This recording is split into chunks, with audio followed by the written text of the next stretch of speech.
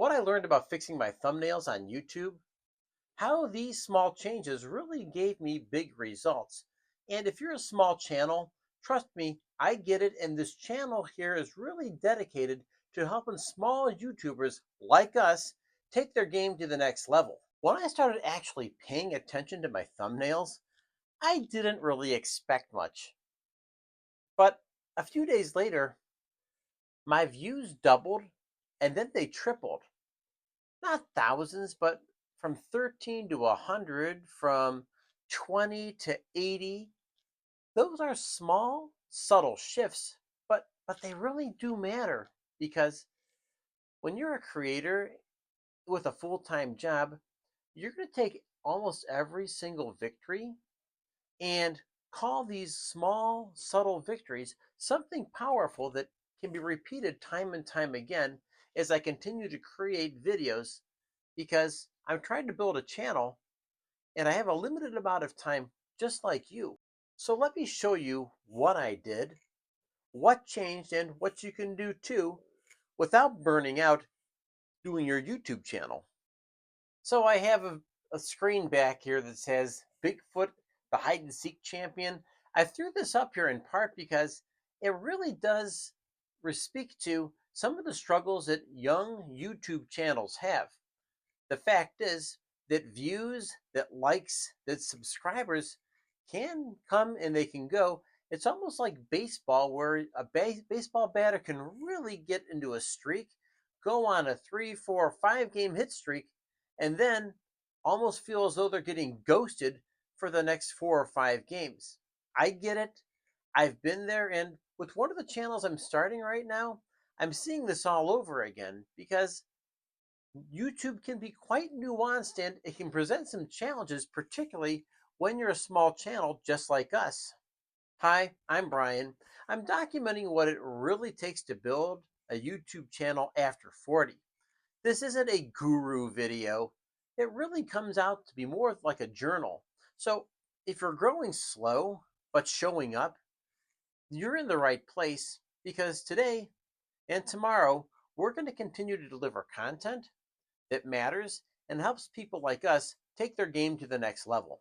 So, what I changed for a while, I was just uploading and hoping for the best.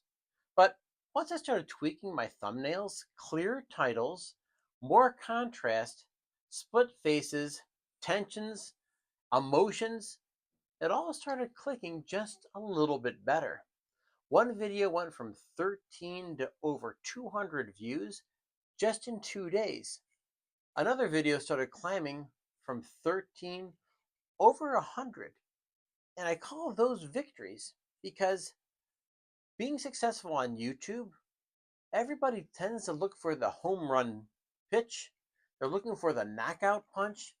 And I'm here to say what we really have success with tends to be lots of singles, doubles, sometimes a walk, and sometimes a stolen base to win because we are competing in a space that's oftentimes crowded with giants. So if you feel struggled, you're not alone.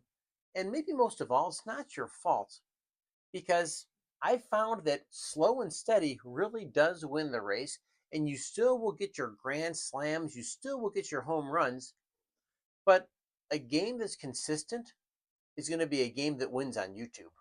So, what I'm still figuring out, I haven't completely cracked the code, but I'm learning what helps. Title plus thumbnail need to feel like a question, or it needs to bring some kind of tension, some kind of an emotional response, right? Would you click this? That's the golden rule. A B testing, it's still on my list, just not available on mobile yet because I do use the YouTube Studio. This that portion of it's not available on the iPhone, right? And yes, I'm still having a few low hit videos. That's going to happen, but it allows me a chance to tweak, to learn, to test, and do this all over again and get better results. Why it all matters. If you're starting a channel in your 40s or 50s, you've got the wisdom, you have The important things to say, you have the life experiences, but sometimes our tech confidence is down a little bit. But that's correctable. And if you're struggling right now, I want to remind you that it's really not your fault. It's okay to be frustrated. It's part of the creator's process.